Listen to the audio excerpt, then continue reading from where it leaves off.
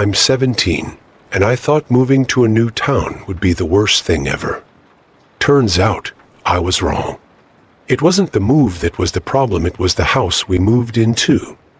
My parents got this killer deal on this huge Victorian mansion in the middle of nowhere, Pennsylvania.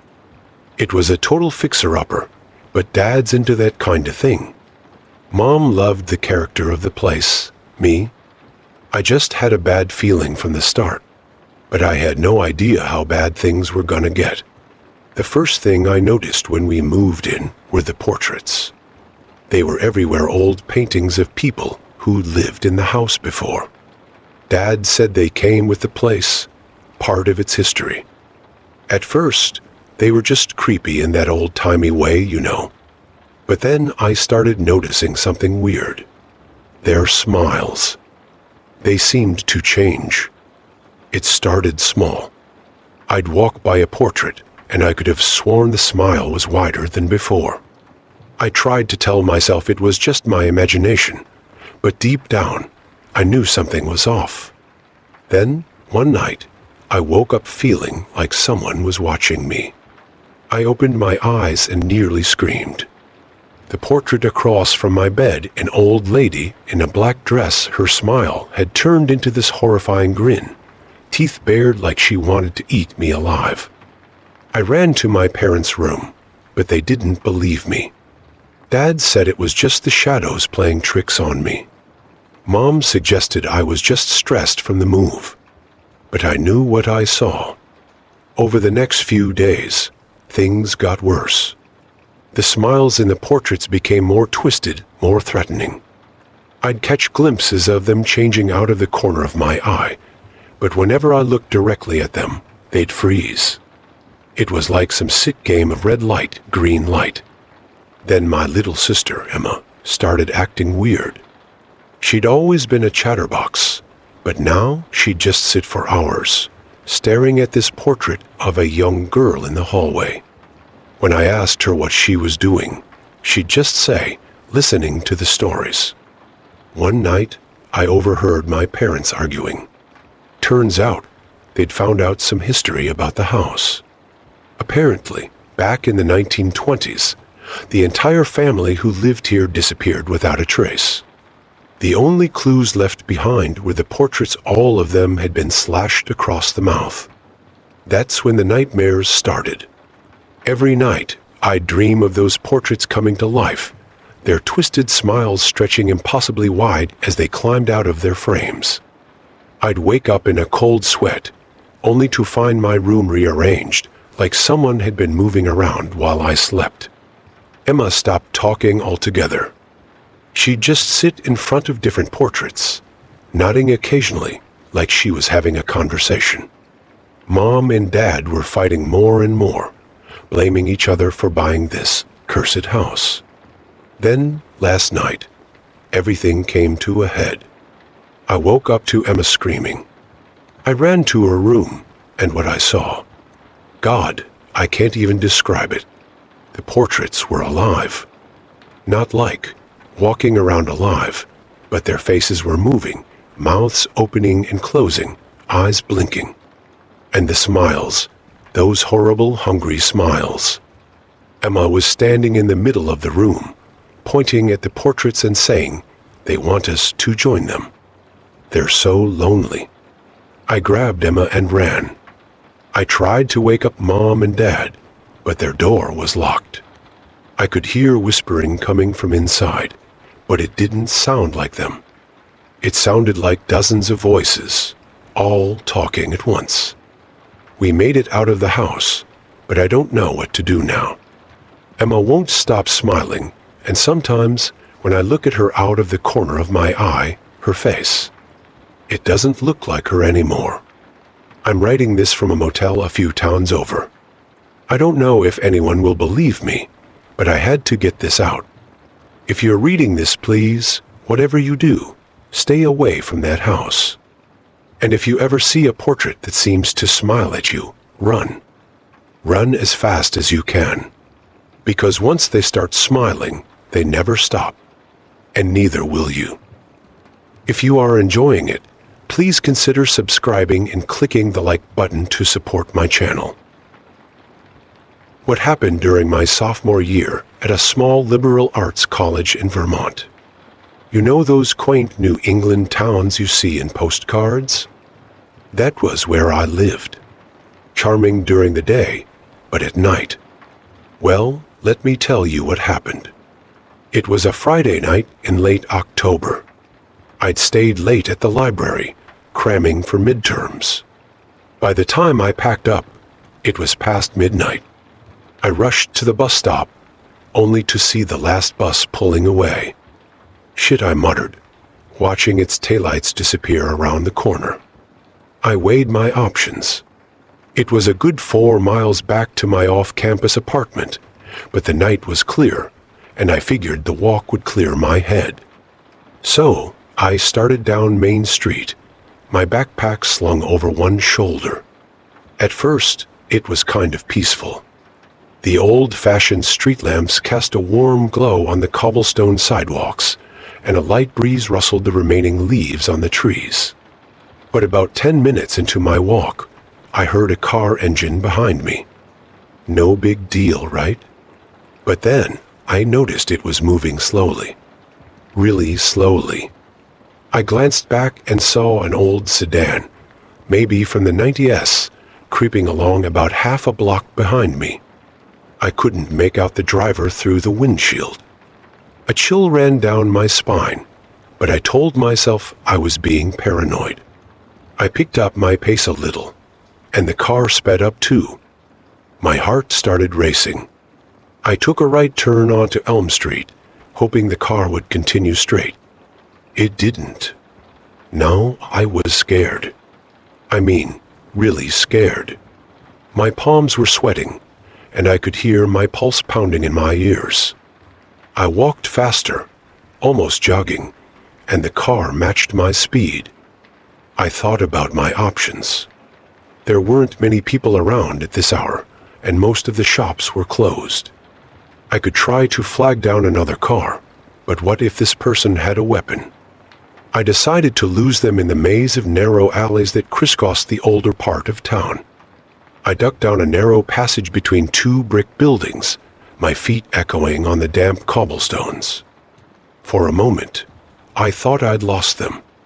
Then I heard tires screeching, and headlights flooded the alley behind me. Panic surged through me. I broke into a full sprint, my backpack thumping against my back. I zigzagged through the alleys, my breath coming in ragged gasps. Left, right, another right. I had no idea where I was going, just that I needed to get away. The sound of the engine would fade, then roar back to life as the driver found another way to follow me. At one point, I stumbled and fell, scraping my hands on the rough cobblestones. I scrambled to my feet, ignoring the sting, and kept running. My lungs were burning, and fear clouded my thoughts. I emerged onto a wider street and saw Salvation, the 24-hour diner where my friend Lisa worked nights. I sprinted across the street, yanked open the door, and practically fell inside. "John?" Lisa's voice was concerned. "What's wrong? You look like you've seen a ghost." I couldn't speak at first, just gulped air and pointed outside. Lisa peered out the window, then turned back to me with a puzzled look. "There's nothing out there, John. Are you okay?" I finally caught my breath enough to tell her what happened. She called the police, who took my statement, but they didn't find any suspicious vehicles in the area. To this day, I don't know who was in that car or what they wanted. The police suggested it might have been kids playing a prank, or maybe I misinterpreted an Uber driver looking for a fare. But I know what I experienced. For weeks afterward, I jumped at every car that passed me on the street. I couldn't walk alone at night without breaking into a cold sweat. I started seeing a campus counselor to deal with the anxiety and paranoia that lingered long after that night. It's been years now, and I still get uneasy when I hear a car slowing down behind me. Sometimes I wonder if I overreacted that night. But then I remember the terror I felt, the absolute certainty that whoever was in that car meant me harm, and I know I made the right choice by running. I don't know if I'll ever fully understand what happened that night. But I do know this. Sometimes, trusting your instincts can save your life. And the familiar streets of your hometown can become a terrifying labyrinth when you're being hunted. It was supposed to be just another Tuesday evening in Portland. You know, the kind where you're looking forward to kicking off your shoes and unwinding after a long day at work. But what happened that night? It changed everything. I remember pulling into my driveway, admiring my Victorian home like I always did. It was my pride and joy, all intricate woodwork and charming gables. I'd spent years restoring it, and it was finally perfect. As I walked up the path, juggling my purse and a bag of groceries, something felt off. At first, I couldn't put my finger on it. Then I saw my front door was slightly ajar. Just a crack, but enough to send a chill down my spine. I froze, my heart pounding in my chest. Did I forget to close it this morning? I thought, desperately trying to remember. But deep down, I knew I hadn't. I stood there for what felt like an eternity, debating what to do. Should I go in? Call the police? Run to a neighbor's house? In the end, a mixture of fear and curiosity pushed me forward. With trembling hands, I pushed the door open. The house was silent, but it felt different. You know how you can sense when someone's been in your space? It was like that, but 100 times worse. I flicked on the lights, half expecting to see a burglar standing there. But there was nothing. At least, not at first glance. As I moved through the house, I started noticing little things out of place. A book on the coffee table that I always kept on the shelf. A chair slightly askew in the dining room. My bedroom door, which I always left open, was closed. With each discovery, my panic grew.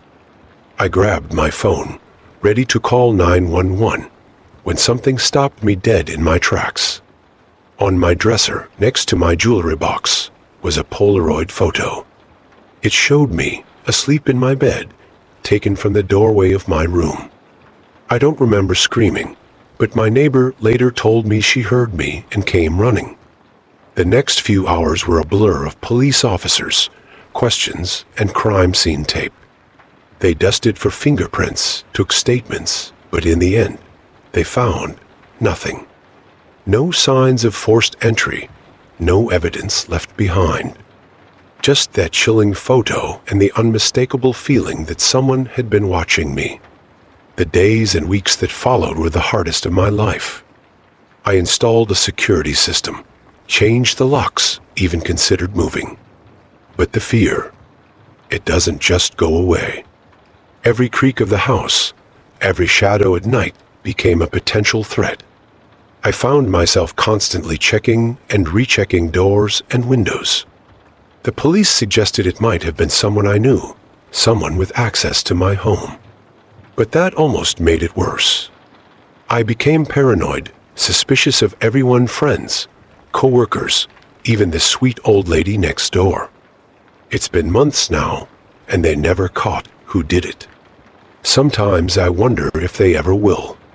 The rational part of me says it was probably just a one-time thing, a twisted thrill-seeker who's moved on. But there's another part, a part that wakes me up in the middle of the night, convinced I hear footsteps in the hallway. I still live in my Victorian home. I couldn't bear to leave it, to let whoever did this win. But it's different now. The charm is tinged with something darker. Every time I come home, I hesitate at the door, my hand trembling slightly as I turn the key. They say home is where you feel safe. But what happens when that safety is shattered? How do you rebuild that sense of security when you know, deep down, that it can be taken away in an instant, I'm sharing this story not to scare you, but as a warning. We take our safety for granted sometimes, thinking it can't happen to us. But it can. And when it does, it changes you. It makes you realize how fragile our sense of security really is. So tonight, when you go to bed, take an extra moment to check your locks. And if you ever get that feeling that something's not quite right, trust your instincts. Because sometimes the monsters aren't just in our imagination. Sometimes they're real, and they're closer than we think. It all started about 6 months ago when I moved into my dream apartment in downtown Miami. You know, the type all glass and steel, with a view that makes you feel like you're on top of the world. I thought I had it all figured out. Great job, amazing apartment, and the vibrant city life I'd always wanted. But sometimes the things we think we want can turn into our worst nightmares. It was subtle at first. Just this feeling. Like when you're alone, but you swear someone's watching you. I'd be making coffee in the morning, and the hairs on the back of my neck would stand up. Or I'd be reading on my balcony, and I'd get this sudden urge to look over my shoulder. I tried to shake it off, told myself I was just being paranoid, adjusting to life in a big city. But then things started getting weird. I'd come home, and something would be slightly off. A book I swore I left on the coffee table would be on the shelf. My favorite mug would be in a different cabinet. Little things that made me question my own sanity. Was I just forgetful? Stressed from work? I even started keeping a journal, tracking where I left things, trying to prove to myself that I wasn't losing it. One night, I was video chatting with my sister, and she asked, "Rachel, what's that red light behind you?" I turned around, but I didn't see anything. We both laughed it off, thinking it was just a reflection or something. But that night, I couldn't sleep. That feeling of being watched was stronger than ever.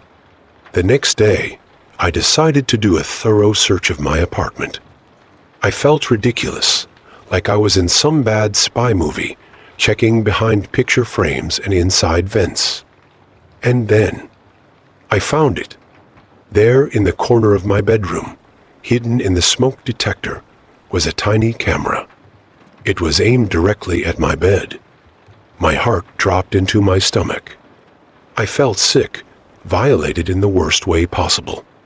All those nights, I'd slept there, changed clothes, lived my most private moments. Someone had been watching. I yanked the camera out with shaking hands and called the police. They came, took statements, dusted for prints. But they didn't find much. The camera was a common model, easily bought online. No fingerprints. They said they'd investigate, but I could tell by their faces they didn't have much hope of finding who did this. That's when the real paranoia set in. I couldn't stay in that apartment anymore. Every shadow, every slight noise had me jumping. I stayed with a friend for a few days, but I knew I had to face this head-on. I went back, changed all the locks, installed my own security system. But the feeling of being watched never went away. I started noticing a guy in the lobby of my building. Always there when I left for work. Always reading a newspaper. Different paper each day, but always there. Was he watching me? Or was I just being paranoid? Then the emails started. Anonymous, sent from different addresses each time. Nice outfit today, Rachel. You shouldn't work so late. It's not safe. That new security system won't keep me out. I went to the police again, but they said without concrete evidence of a threat, there wasn't much they could do. They suggested I move, change my routine.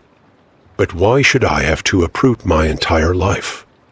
I became a different person, always looking over my shoulder, suspecting everyone. I lost friends because I couldn't trust anyone. Stopped going out, except for work. My bright, open apartment became my prison. One day, I'd had enough. I decided to confront the newspaper guy. I walked right up to him in the lobby and demanded to know why he was always there. He looked confused, then scared. Turns out, he was just a retiree who lived in the building and liked to read the paper in the lobby every morning. I felt horrible, but also relieved. Had I imagined it all? But then, as I turned to leave, my phone buzzed. Another email. Nice try, Rachel. But I'm not that easy to find. It's been months now. The police still haven't found anything concrete. I've moved twice, changed my phone number, even dyed my hair. But I still feel those eyes on me. Sometimes I wonder if I'll ever feel safe again, ever be able to trust my own perceptions. I'm telling this story because I want people to understand this kind of thing doesn't just happen in movies. It's real, it's terrifying, and it can happen to anyone. If you ever get that feeling, that pit in your stomach that something's not right, listen to it. And if you're going through something like this, know that you're not alone. We might feel powerless, but we're not. We're survivors. As for me, I'm still looking over my shoulder, but I'm also fighting back. I've started a support group for stalking victims. We're pushing for stronger laws, better enforcement, because no one should have to live in fear in their own home. I don't know if I'll ever find out who my watcher is, but I do know this: they haven't broken me, and they never will. Thank you for listening. Now try to sleep.